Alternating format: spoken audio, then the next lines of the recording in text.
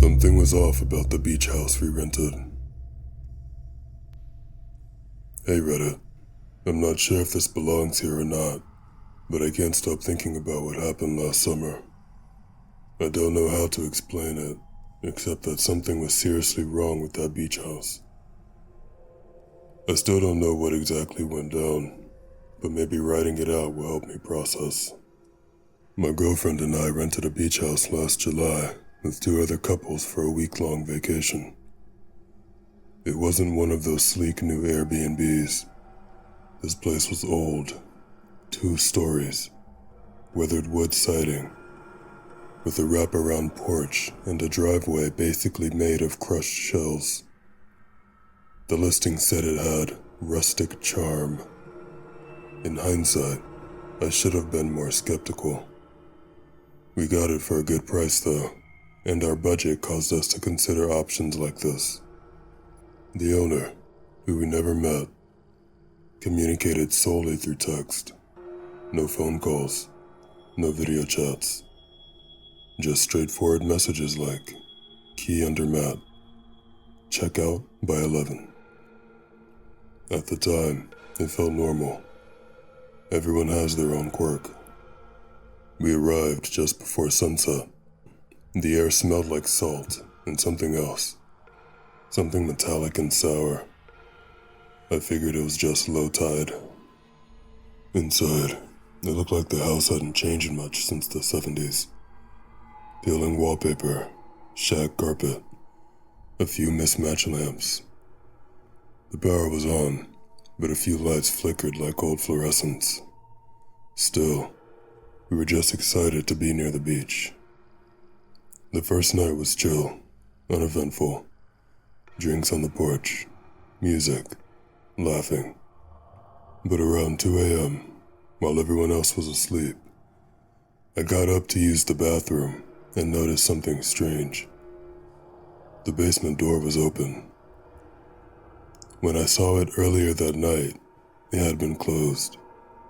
I remember distinctly because there was a big scratch across it, like something heavy had been dragged against it. And there was no reason for anyone to go down there.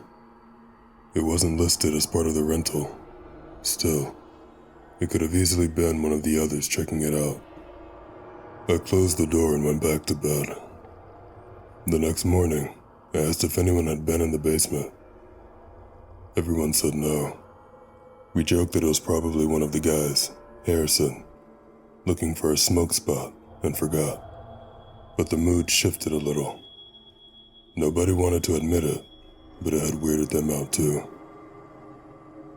Things got worse after that. One of the girls, Jess, woke us up screaming the next night. She said she'd seen someone standing at the end of the hallway outside of her room, tall, barefoot, wearing what looked like wet, tattered clothes. We searched the whole house, even the basement, but found nothing. Still, she was hysterical. She swore it wasn't a dream. The next day, we noticed someone had gone through our stuff. Nothing seemed stolen, just looked over. Bags unzipped, drawers opened. It was like someone had been cataloging what we brought. That night, I stayed up late on the porch, trying to calm myself down. At 3 a.m., I saw a light flicker in the attic window. I didn't even know the house had an attic. The owner never mentioned it. There was no visible staircase, no pull-down ladder. But I know what I saw. I texted the owner, "Hey, is there someone else on the property? We've been seeing lights in the attic." No response. On the 5th day, we went into town for supplies. When we came back, the front door was wide open. Inside, someone had rearranged the furniture. Not stolen, moved. The couch was at an angle now, all the chairs facing toward the TV that had never worked. It was eerie because it felt intentional, like someone had been sitting there, watching us. Then we found the camcorder. Old school, handheld, sitting on the kitchen counter. None of us owned it. There was a tape inside. Against our better judgment, we played it. The footage was dark, but you could see the outline of our group. All of us. Sleeping. The angle was from the corner of the room, like it had been filmed through a crack in the door. The camcorder zoomed in, adjusted focus, lingered on each of us for several seconds. No sound, just breathing. The girls wanted to leave immediately and contact the police. Honestly, we all did. But one of the cars wouldn't start, like the battery had been drained, though it was fine earlier that day. We were in the middle of debating leaving it and piling into the other two, when we noticed something else. The basement door was open again. That was the final straw. We got in the remaining two cars, left everything else behind, bags, phones, food, and drove until we hit the nearest hotel. We didn't sleep much that night. The police were called. They did a sweep of the house the next day and found no signs of forced entry. We asked about the attic. They claimed there was no attic, just a sealed crawl space. As for the basement, they said it was just a storage area filled with old furniture and broken appliances. No sign of anyone squatting. The camcorder? Gone when they checked. The rental listing was removed a week later. I tried looking up property records for that address, but hit a dead end. The real estate site says it hadn't been sold in decades. There's no owner listed publicly. None of us have talked much about it since. It's like we're all trying to pretend it didn't happen. But we know what we saw. We know we weren't alone in that house. Sometimes I still dream about the flickering attic light and the sound of breathing just behind the door.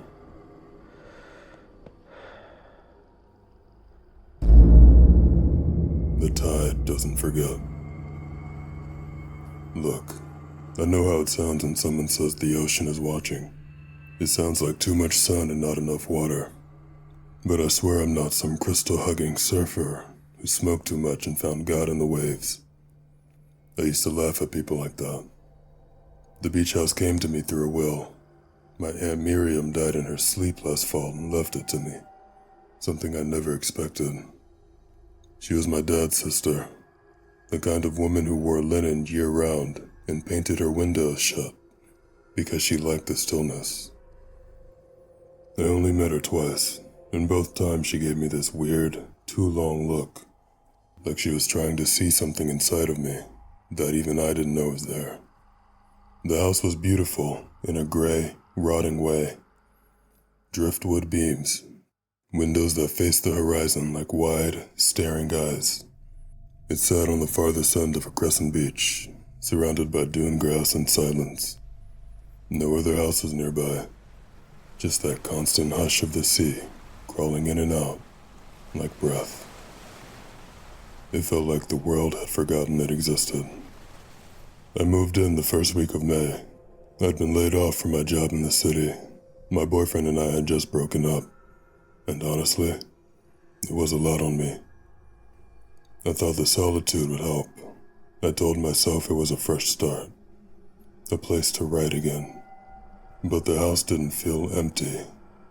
Not exactly. More like paused. The first few nights were uneventful. Windy, sure, and the pipes groaned like old knees when the temperature dropped. But nothing weird. Not until I started dreaming. Always the same dream. Standing waist deep in black water, unable to move. The sky was dark. Something, someone, was behind me. Breathing slow and wet against the back of my neck. But every time I tried to turn around, the water dragged me under. I'd wake up coughing every single night. I went to the nearest doctor, who, after a checkup, said that I was fine and it was most likely the change in environment. They recommended a therapist, but I didn't have enough money to even consider that as an option. Then things started to disappear. It began with small stuff: pens, socks, my lighter. I blamed the wind when the screen door banged open and a photo frame fell. But I couldn't explain how the frame ended up buried in the sand outside the next morning, the glass missing. Or how my laptop shut itself off every time I opened the document where I had started writing a short story about a woman drowning, using my dream as inspiration. One morning, I found a dead seagull on the porch. Neck snapped, eyes wide. Its beak was full of sand. I didn't sleep that night. I sat on the floor with my back against the wall, listening to the boards above me creak in a slow, steady rhythm, like footsteps pacing the upstairs hallway. But I was the only one there, wasn't I? I finally decided to explore the attic. Miriam had always been a recluse, so I figured there might be some leftover journals, maybe a clue about why she left the house to me, or at least something to explain the feeling that was growing in my gut, that itchy, crawling sensation that you're being watched, even when the windows are dark and your doors are locked. The attic was almost empty, just a rocking chair in the corner and an old wooden chest. Inside the chest were letters, dozens of them, folded neatly in yellowed envelopes, all addressed to the house. Not Miriam, not a person, just the house. Each one started the same: I'm sorry. I read them until my hands shook. They talked about a debt, something inherited, something Miriam said she couldn't outrun. About how the sea remembers what you take from it. About how the tide gives and the tide takes away. The last letter wasn't signed. It was scrawled in what looked like charcoal and ended with a line that still knots my stomach. When the waves call your name, don't answer. Not even once.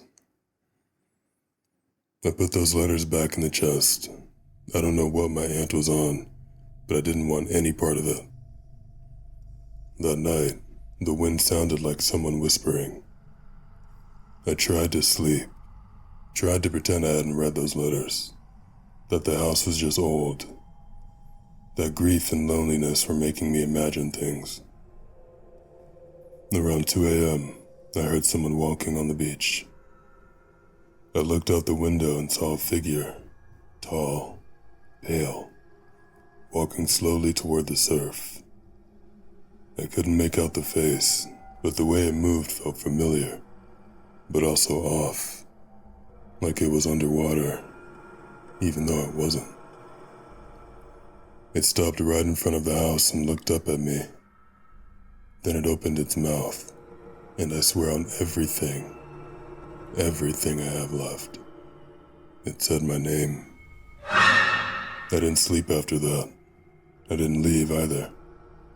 Something in me didn't want to. It was like my mind wanted to leave, but my body didn't. Like the house had hooked into me.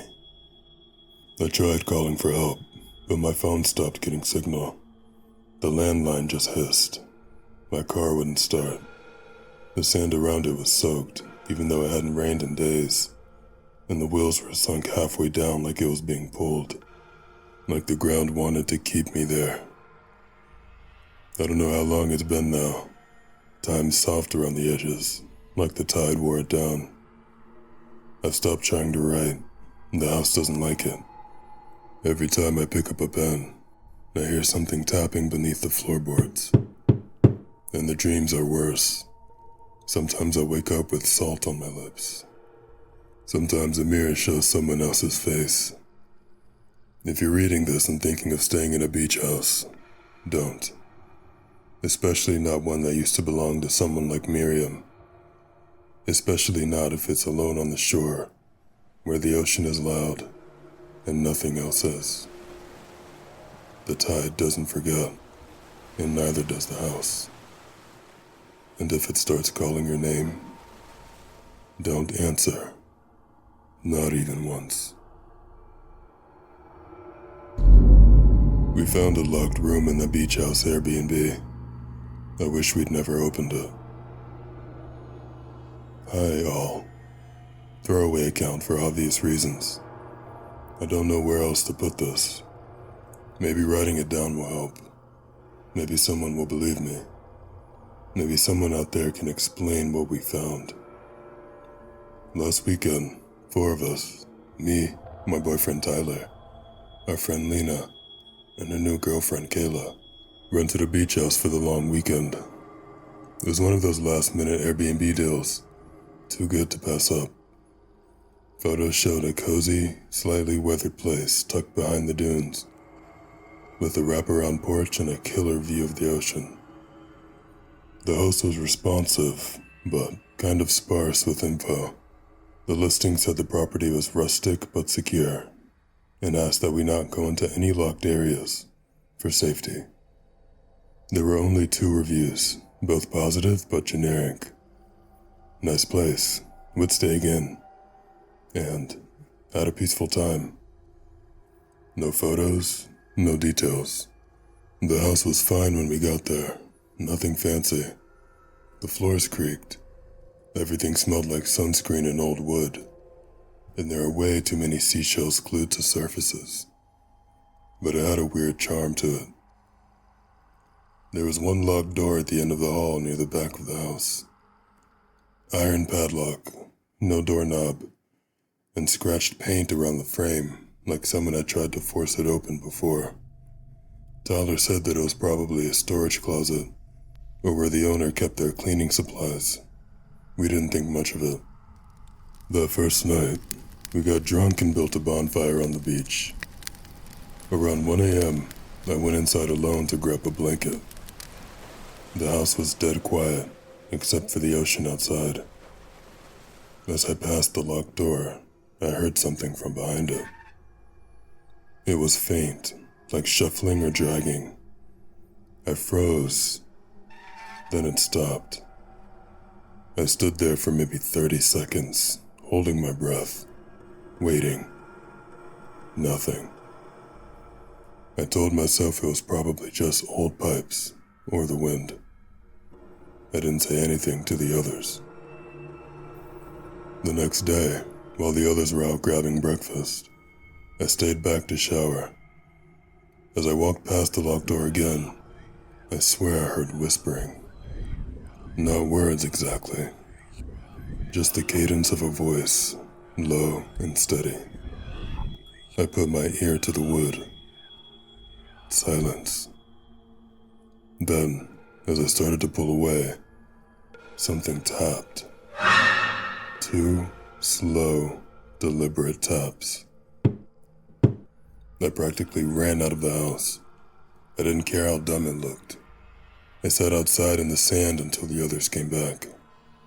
That night, I told them. Tyler looked uneasy. Lena didn't believe me. Kayla got weirdly quiet and asked if I remembered the name of the host. I didn't.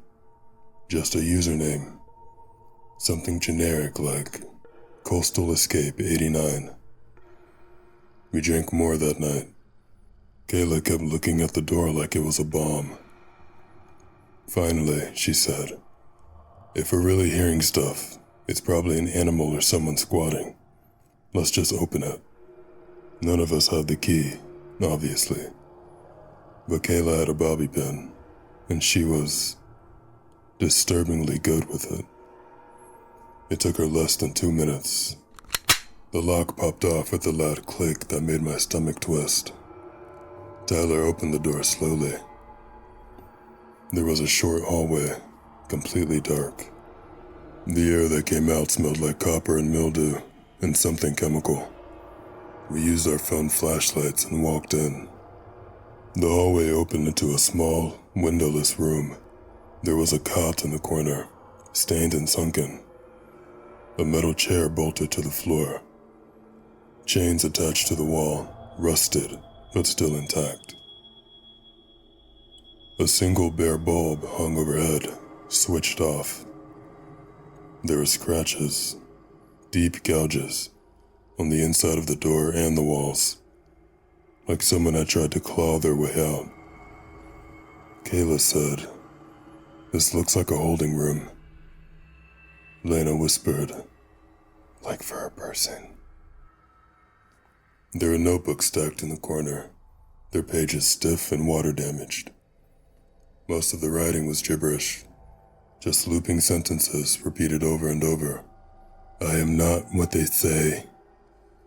Skin walks, skin.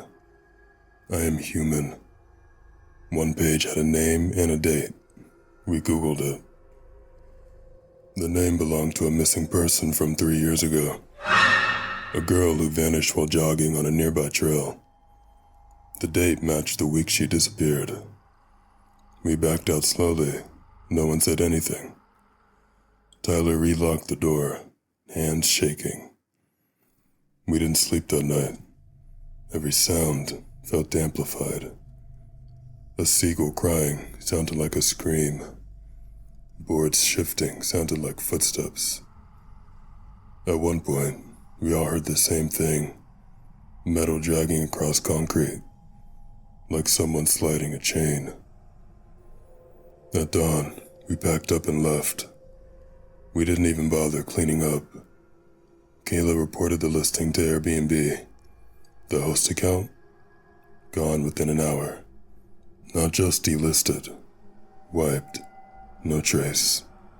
The 2 reviews vanished. I called the local police anonymously and told them there might be a missing person case tied to a property out near the beach. I didn't give names. I couldn't. I don't know if they followed up. I haven't been sleeping. None of us have. Now to the reason I decided to write this. Last night, I found a scratch mark on my front door. 3 long gouges, like nails or claws. I live 200 miles from that beach house, and I never told anyone my address. I hope you all enjoyed the stories. If you did and want to hear more, leave a like and subscribe. Maybe a comment on what topics you're interested in, or how you felt about it all. Goodbye, everyone. Stay safe out there.